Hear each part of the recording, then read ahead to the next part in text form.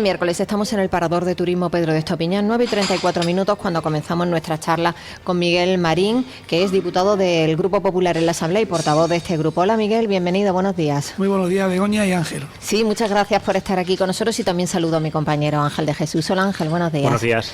Bueno, pues la actualidad local está marcada, estaba pensando por una serie de cosas que son... Qué complejidad la actualidad política de Melilla tras ese cambio de gobierno. Hace ya 2 años que asumió la responsabilidad el tripartito. En principio, bueno, Partido Socialista, Coalición por Melilla, Ciudadanos. Ahora ya sabemos tras la expulsión de Eduardo de Castro y su pase al Grupo Mixto. Miguel, ¿qué valoración hace desde el Grupo Popular? Aunque ahora entraremos en temas concretos, pero 2 años desde el inicio de la legislatura, ¿las cosas están transcurriendo como ustedes preveían? ¿Creían que iba a ser así el gobierno de la ciudad autónoma tras este cambio? Nosotros estábamos convencidos que este gobierno iba a ser un gobierno malo para Melilla. Lo que nunca podíamos imaginar es que fuera tan caótico como lo está siendo. Está siendo un gobierno con improvisación permanente, que no tiene una hoja de ruta, que ya nació viciado, porque no nació de la voluntad mayoritaria del pueblo, porque la voluntad mayoritaria de Melilla votó centro-derecha, y es precisamente lo que no está gobernando en Melilla, y que además nació viciado porque se formó un gobierno sin programa de gobierno, que es lo primero que hace cualquier gobierno cuando toma posesión, tener un programa de gobierno, un programa de legislatura para los próximos 4 años. Y nosotros desde el primer minuto denunciamos precisamente eso, que no existía un programa de gobierno para ver qué iban a hacer con Melilla en los próximos años. Y después de estos 2 años lo que hemos visto ha sido que no hay ni un solo proyecto nuevo encima de la mesa del actual gobierno, proyectos que sean productivos, que generen certidumbre y confianza en los melillenses, y aquellos proyectos que estaban ya a punto de finalizar, porque estaban ya iniciados, pues lo han paralizado, creyendo de manera totalmente errónea, y yo diría que sectaria, que paralizando esos proyectos iban a hacer daño al Partido Popular, cuando realmente lo que están haciendo es un gran daño e irreparable a los melillenses. Y podríamos poner muchos ejemplos. Los 300 millones de la ampliación del puerto, ¿dónde están? Se lo han llevado. Ha estado durante cerca de 3 ejercicios presupuestarios prorrogados, desde aquel aprobado por el gobierno del Partido Popular de 2018, con esos 300 millones de euros encima de los presupuestos, y en el momento que el nuevo gobierno socialista ha tenido oportunidad de hacer unos nuevos presupuestos, se lo han llevado a otro sitio. Y eso es un dinero que era de los melillenses, pues se lo han llevado.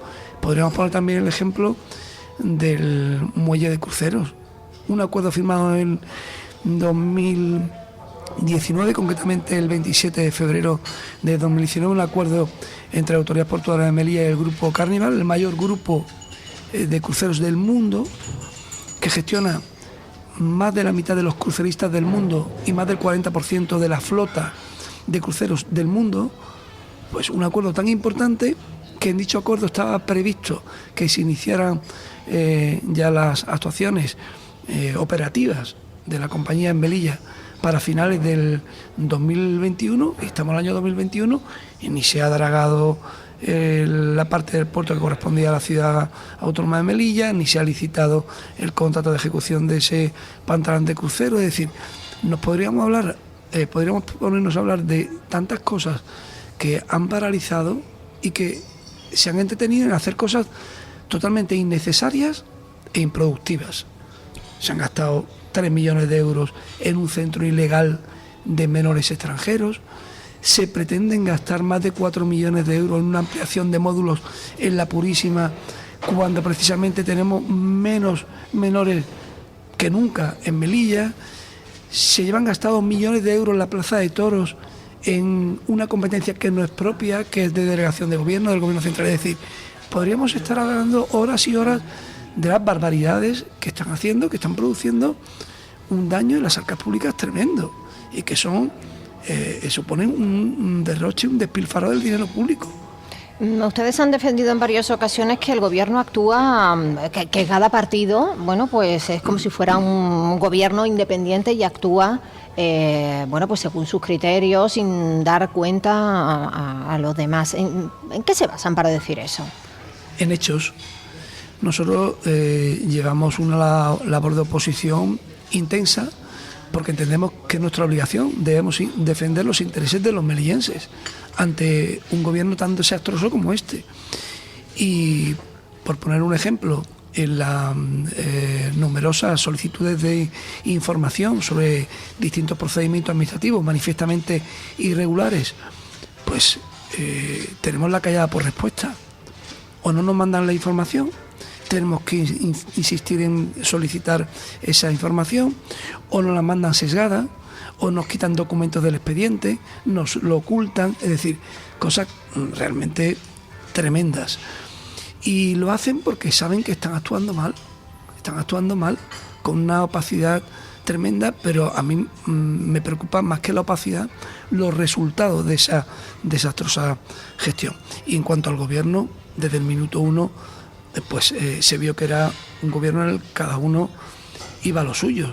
Son auténticos reinos de taifas.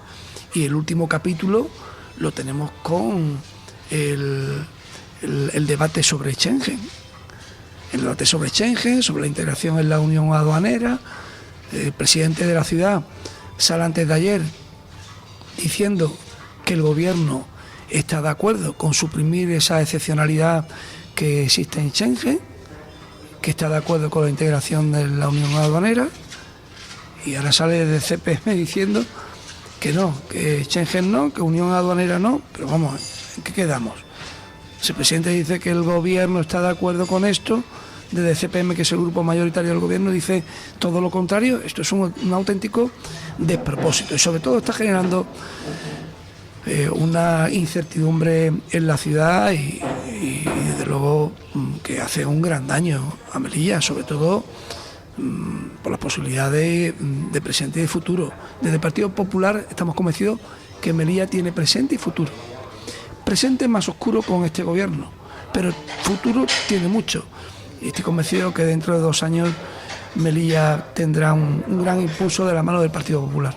Sobre este asunto, bueno, no sé si les ha sorprendido que el Gobierno central, bueno, pues haya mostrado esa disposición, porque bueno, pues es un tema, lo de la unión aduanera y lo de la supresión de esta excepcionalidad en el Tratado Schengen, que bueno, pues se viene persiguiendo desde hace tiempo. Ceuta lo lleva planteando junto con Melilla desde hace bastante tiempo, y no sé si les ha sorprendido que bueno, pues el gobierno central, bueno, pues ha demostrado esa disposición. Eso por una parte. Me gustaría saber también la postura del Partido Popular, bueno, será de apoyo, ¿no?, a esa petición que les va a hacer el presidente de la ciudad, ¿no? Sí, el presidente Imbroda, nada más surtir este debate, lo dijo claro. El Partido Popular apoya que se suprima esa excepcionalidad en el Tratado de Schengen, apoya la integración en la Unión Aduanera y apoya que a Melilla se le traten con las singularidades que se le tratan a las regiones ultraperiféricas. No podemos ser región ultraperiférica, pero sí que se nos considere de manera similar a estas regiones ultraperiféricas, con los consiguientes beneficios de ayudas desde la Unión Europea a este tipo de regiones. Pero yo pediría que no se confundan las tres cosas, porque son tres cuestiones distintas y algunos ya las están mezclando Schengen con Unión Aduanera, con región ultraperiférica. No, es que son tres cuestiones que tienen su consideración independiente. Una cosa es hablar de la excepcionalidad Schengen, en la que estamos sumidos en estos momentos, y que nosotros entendemos que hay que suprimir esa excepcionalidad porque entendemos que va a ser positivo para Melilla, ya conocida la postura de Marruecos respecto de Ceuta y Melilla, y por tanto pues aquello que ocurría hace ya años ha dejado de ocurrir y va a ser casi imposible que se vuelva a repetir, porque Marruecos ya ha tomado una decisión y nosotros tenemos que ser independientes y tomar también nuestras propias decisiones. Por tanto, eso debemos dejarlo muy claro. y, como digo, apoyamos que se suprima esa excepcionalidad en el Tratado de Schengen. Y decimos que va a ser positivo porque va a permitir una frontera fluida para lo que interesa a Melilla, que es que personas, que muchas familias de un nivel adquisitivo medio alto en Marruecos puedan venir a Melilla con total normalidad y naturalidad y no tengan que esperar 4 horas en la cola, sino que saquen su visado, que se regule un visado, pues digamos, express, un visado rápido, para que esas familias de un nivel adquisitivo medio alto puedan venir a Melilla no a pasar el día, sino a pasar unos días. Eso es positivo para Melilla. La situación en la que veníamos abocados últimamente es insostenible. Nos cierran la aduana comercial, pero mire usted que eso no es futuro para Melilla. Desde el Partido Popular llevamos diciendo que hay que mirar al norte varios años y estábamos en lo cierto. Al final el tiempo nos vuelve a dar la razón. ¿Y se esperaban eso, que hubiese ese apoyo o esa disposición por parte del gobierno central? Porque bueno, pues siempre hay una voluntad por parte de las ciudades autónomas, pero quizá pueda haber ese escollo en Madrid. Sí, pero que en este sentido no hay otra alternativa. Es decir, Marruecos, con la actitud beligerante y hostil que ha tenido fundamentalmente en estas últimas semanas, pues ha derivado a una salida que es única, que es tenemos que estar dentro del Tratado de Schengen sin ningún tipo de excepción. Y aquel marroquí que quiera entrar a Melilla, pues será como aquel marroquí que quiera entrar hoy día en Málaga o en Madrid. Y eso es lo que tiene que suceder, porque no hay otra alternativa. Miguel, me gustaría que habláramos del tema de la Plaza de Toros, un asunto que está resultando muy polémico y ahora me está cobrando todavía pues una mayor repercusión después de ese robo que ha sufrido las dependencias que ocupa la Cofradía del Humillado. Si ustedes tuvieran responsabilidades de gobierno ahora mismo, ¿qué harían? ¿Qué harían con estos extutelados que son jóvenes que, bueno, pues se pasan tutelados por la ciudad autónoma una serie de años, cumplen 18 y bueno, se tienen que marchar de los centros de acogida? ¿Cómo cree que habría que regular este asunto? No solo hay extutelados, pero bueno, buena parte de ellos son los que están durmiendo ahora en la Plaza de Toros. Vamos con el precedente. Hace más de un año, extranjeros, porque son extranjeros, estaban en España de una manera irregular. Y por tanto, cuando un extranjero está en España de una manera irregular, tiene que ir al Centro de Estancia Temporal de Inmigrantes, que se han estado inventando una serie de argumentos que caen por su propio peso. Decía la delegada que no, que eran personas que estaban en una situación desde el punto de vista social pues débil, como que una situación desde el punto de vista social débil. En esa situación social se encuentran todos los extranjeros que están de manera irregular en España. Claro, pues no tienen trabajo, no tienen ningún tipo de ingreso. Claro, la situación desde el punto de vista social pues es compleja. Pero en esa situación se encuentran todos los extranjeros irregulares en España. Y los extranjeros irregulares en España tienen que ir al Centro de Estancia Temporal de Inmigrantes. Porque si utilizamos la teoría que expuso el consejero de Economía y Políticas Sociales, de que no, como las personas que están en una situación de vulnerabilidad, pues tenían que acogerlo en la ciudad autónoma. Pues entonces, por esa regla de 3, tendrían que acoger a todos los que están en el CETI. Es decir, un auténtico despropósito. Pero los argumentos han ido cayendo por su propio peso. Porque el consejero de Economía y Políticas Sociales argumentaba esto: tenemos que dar cobijo a personas necesitadas. Si todo el CETI está lleno de personas necesitadas. Y no por eso la ciudad autónoma es la que se encarga de atenderlos. Y luego decía, para justificar que se mantuviesen en la Plaza de Toros, que bueno, que no podían dejarlos desamparados. Y después del fin del estado de alarma, dicen que tienen que salir de la Plaza de Toros porque el fin del estado de alarma ha terminado. ¿Y qué ocurrió en junio cuando terminó el estado de alarma?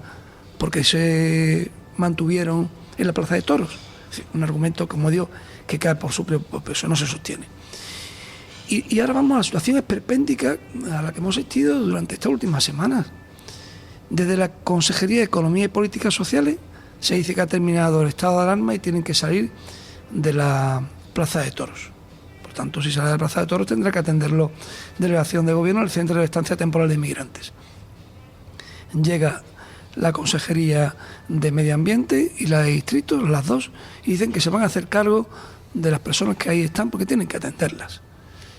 Ahora ocurren los hechos que han ocurrido en estos últimos días y dicen que no, que como han visitado las instalaciones de la Plaza de Toros, pues las condiciones no son las adecuadas y deben salir, se lo tiene que llevar a la delegación de gobierno. Y ahora sale la delegada del gobierno y dice que no, que se apañe la Consejería de Distrito y la Consejería de Medio Ambiente. Mire usted, que esto es un esperpento. Es que en el caso de la Plaza de Toros, pues como este caso, pues infinidad de casos en la gestión ordinaria en nuestra ciudad, en el que se pasan la pelota de la ciudad autónoma a delegación de gobierno, de la delegación de gobierno a la ciudad autónoma, y el problema sin resolver. Y dentro de la ciudad autónoma se pasan la pelota de una consejería a otra. Mire usted, esto es, desde luego, yo entiendo que es muy, muy perjudicial para los intereses de Melilla y de los melillenses. Independientemente de que pues no se hayan podido usar ni la Plaza de Toros ni el fuerte de Rostrogordo, que han estado pues habilitados como centros de emergencia, de acogida.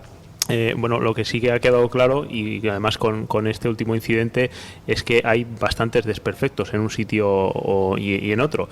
No sé si ustedes tienen pues alguna constancia de a cuánto ascienden esos desperfectos y si van a hacer algo pues para cuantificarlos. Me refiero pues eso a las roturas que se han podido producir, al incendio que se produjo en el fuerte de Rostrogordo. ¿Van a hacer algo en este sentido?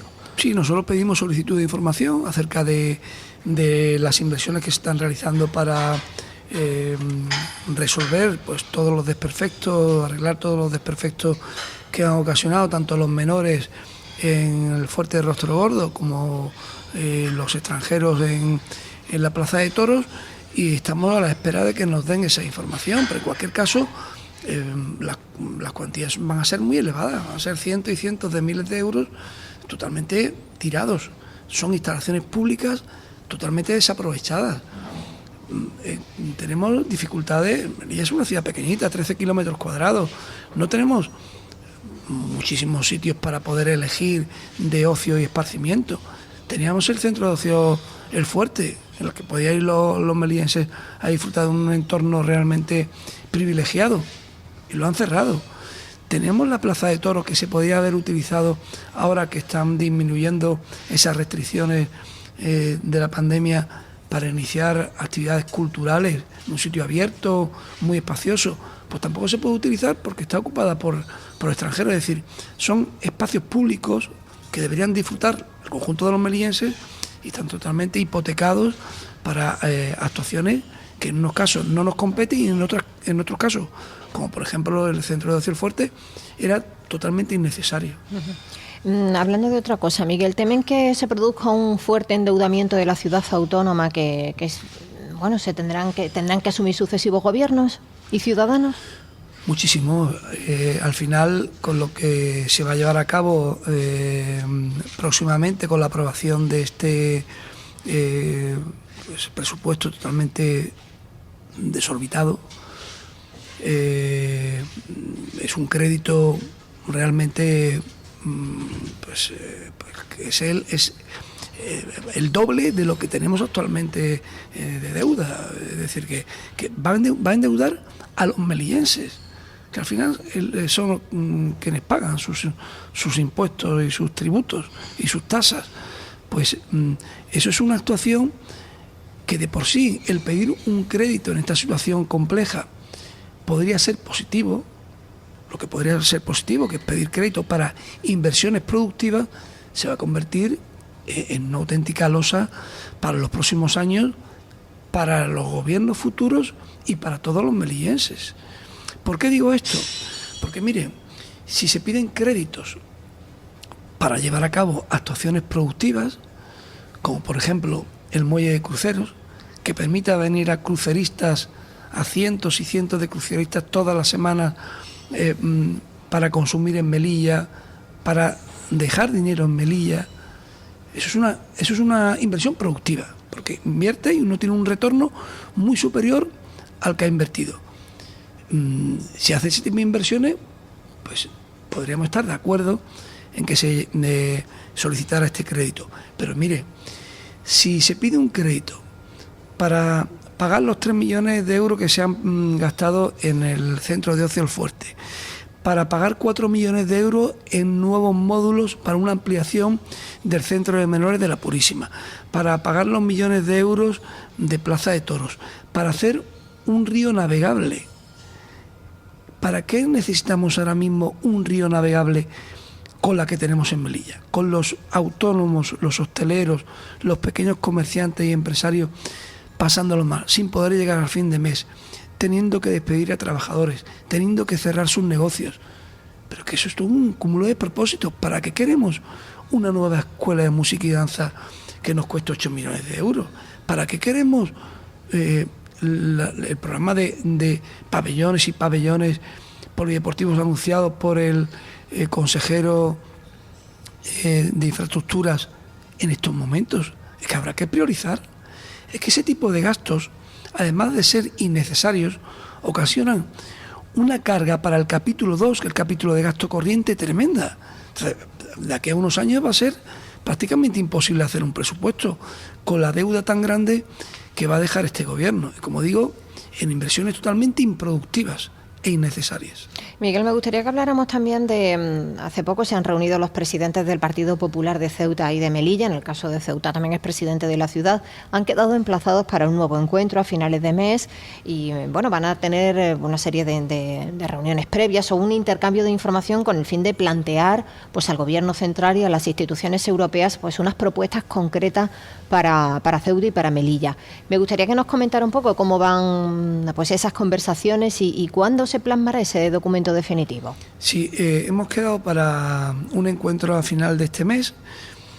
Vamos a intercambiar documentos, las ideas que se tienen desde el Partido Popular de Melilla sobre el presente y el futuro de Ceuta y Melilla. Y Ceuta, el Partido Popular de Ceuta va a hacer lo mismo, nos enviará esa documentación e intentaremos consensuar, así será, un documento único de los partidos de Ceuta y Melilla para elevar tanto al Partido Popular Nacional, para que nos apoye como siempre nos ha apoyado, y también para elevar al Gobierno de España, porque son actuaciones que se deben impulsar, en la mayoría de los casos, desde el Gobierno de España. Y también para elevar a Europa, porque también necesitamos el apoyo de Europa. Y hay que decir aquí que afortunadamente hemos tenido el apoyo de Europa en una situación crítica como la que hemos vivido en estas últimas semanas, y eso es positivo, y hay que aprovechar esa oportunidad que la Unión Europea ha visto que 2 ciudades europeas pues se han visto golpeadas por una acción hostil del gobierno de Marruecos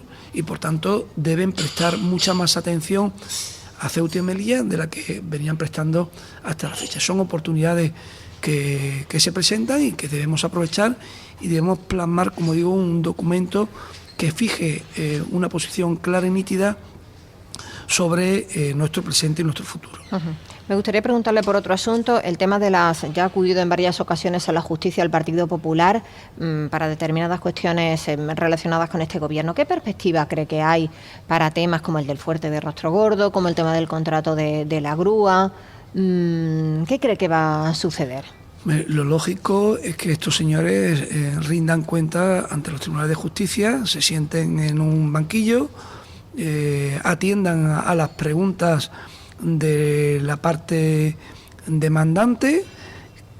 Digo preguntas, que atiendan a las preguntas de la parte demandante porque se han negado a atenderlas en el interrogatorio en sede judicial, no nos han querido responder a esas preguntas, y hay más cosas y hay más casos. Está también el caso de la señora Rojas con ese contrato de vigilancia privada.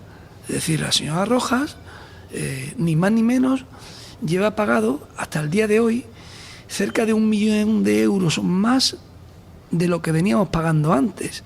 Es decir, para que todos los oyentes lo entiendan, La ciudad de Melilla, la ciudad autónoma de Melilla, tenía un contrato de vigilancia privada vigente hasta que se adjudicara uno nuevo.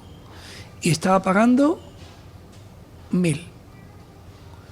Y ahora la señora Rojas, teniendo un contrato prorrogado, en vez de pagar 1.000, decide pagar un 20% más y decide pagárselo a la misma empresa, porque hace un negociado sin publicidad, invitando a la única empresa que está llevando a cabo ese servicio, y se la adjudica a dedo a la empresa que está prestando ese servicio y que lo tenía a un precio, 1.000, he puesto un ejemplo,